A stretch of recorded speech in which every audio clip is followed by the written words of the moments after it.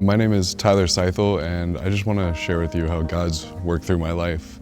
I was born in 1993 here in Orlando, Florida, lived here my whole life, and I was adopted into a family that they fought for me and they wanted me from the time I was born. So my life growing up was pretty decent. I was an academic kid. I had trouble fitting in. I was a problem child as a young one. I was diagnosed with ADHD from first grade when I got my third referral and was told I had to change school districts. So my whole childhood growing up was spent mostly on Adderall. My final dose by the time I was ending middle school was 102 milligrams per day. From that time on though, as I went through high school, I started trying weed, I started drinking, I smoked cigarettes, and I can't tell you a day where I wasn't on one or the other or some combination of the two. This is even though I watched my uncle drink himself into a coma and we had to make the hard choice to pull the plug on him when there was no hope for him waking up. This is even though my girlfriend in high school, who I went to prom with, she ended up becoming addicted to Down or heroin, and she dropped out of school and left the state. She dropped out of my life. I had no idea what happened to her until years later.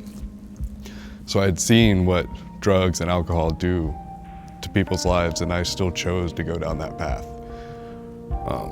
When I was about 21, 22 years old, my dad went in for a knee replacement surgery. And when we brought him home, there was a complication. He threw a clot. So that was it that day. We brought him home from the hospital, took him back to the hospital, and he was gone. And that led to me turning to cocaine for the first time. And that became my drug of choice for about 6 years. Got to the point where I was just searching for the next big high. I was spending all my money into my drugs. I lost a condo, I lost my girlfriend, I burnt the relationship with my mom. My car was a junker that I was driving around just to get more drugs every day. Every paycheck that I got from work went straight into the pocket of my drug dealer.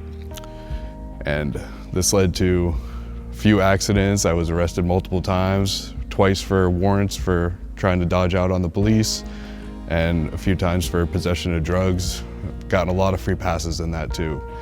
But this last time, I didn't get so lucky. I was in jail facing a maximum of 30 years in prison for trafficking fentanyl because I gave my drug dealer a ride so I could get the drugs that I wanted.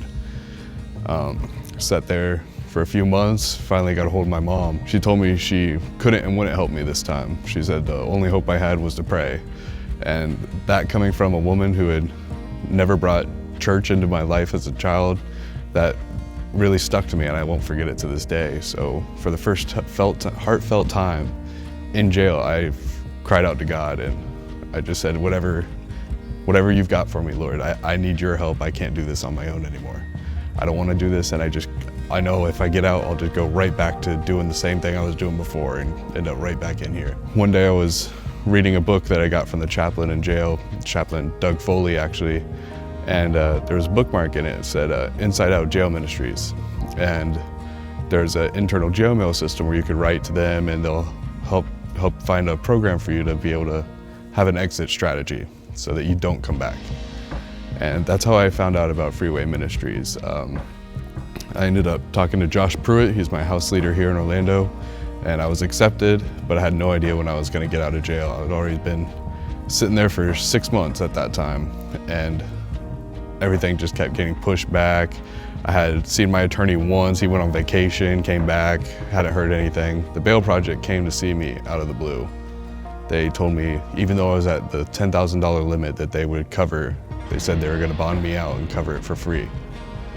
And I couldn't believe it. It was a miracle for me. I was more than willing, and I'd already accepted that I was probably going to be in jail or prison for a very long time. That's how I ended up in Freeway Orlando. And when I got here, my first week at church was the missions week. And it was pretty crazy, I'm not gonna lie. There's a lot of new faces, a lot of people I didn't know, and I don't do too well with crowds of people I don't recognize or know very well. And I already didn't know how I was going to be received, but they just showed me love. They just came up to me, shook my hand, wanted to know how I was doing. They told me they'd already been praying for me. They knew my full name. They kind of knew about me, what I'd been through. No details really, but they're they received me with open arms. That kind of love was something I never had in my life. And it was a real encouragement. It's kept me going through this program. To this day, almost exactly to the day, I'm 8 months into the Freeway Orlando program, and I can't describe how amazing it's been here. God made it clear to me that He wanted me here. He put the steps out in front of me, and I followed that path. And putting my faith in Him has just showered more and more blessings on me. I'm no longer facing 30 years in prison. The charge was reduced, and even then, multiple challenges were placed before me. Different judge, never seen my case, different everything. And still, the judge just gave me 2 years of probation, which I'm currently serving concurrent with 3 years of community control. I'm just so amazed that how God has worked in a life like mine, a sinner, a man who was lost in the ways of the world for a dozen years of his life.